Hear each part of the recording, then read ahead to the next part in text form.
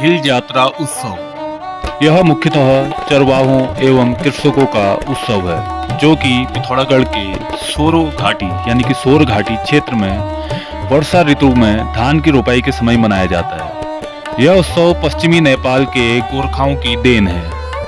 प्रतीकात्मक रूप से यह पिथौरागढ़ के कुमोड़ा, बजेठी व रावल गांव, जिसे हम बिसाड़ भी कहते हैं, का परिष्कृत रूप में कनाली छिना व अस्कोट क्षेत्र में भी मनाया जाता है। इस उत्सव में चारागाह एवं कृषि कार्यों से संबंधित गतिविधियों वाला स्वांग नृत्य किया जाता है।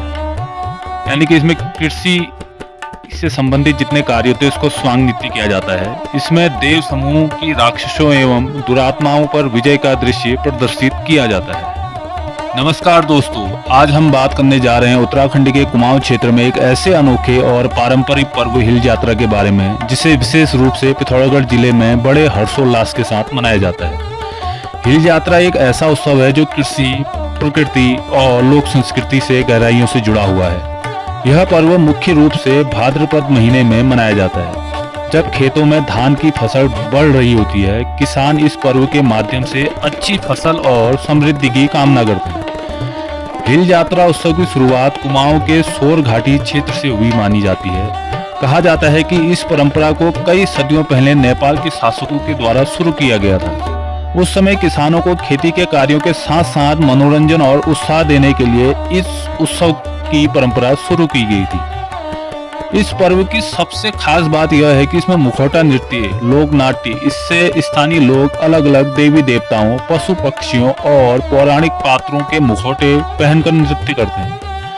इन नृत्यों के माध्यम से खेती किसानी से जुड़ी गतिविधियों को भी दर्शाया जाता है।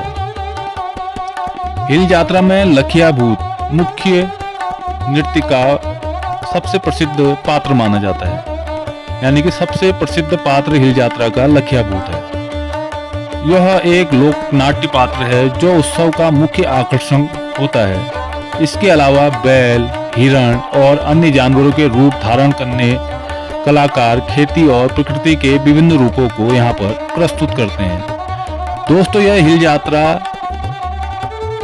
जिस प्रकार चमोली में रम्माण उत्सव मनाया जाता है, कुछ लगभग उसके समकक्षी ही माना गया है। इस पूरे उत्सव में कुमाऊं की पारंपरिक वाद्य यंत्र जैसे ढोल और नगाड़े बजाए जाते हैं, जिनकी धुन पर पूरा वातावरण लोक संस्कृति की रंगत से भर जाता है। गांव के लोग पारंपरिक वेशभूषा में इस उत्सव में भाग लेते हैं और मिलकर खुशियां मनाते हैं।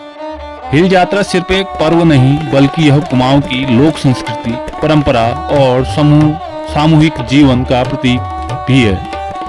यह उत्सव हमें प्रकृति के साथ सामंजस्य, खेती के महत्व और हमारी संस्कृति विरासत को संजोकर रखने का संदेश देता है।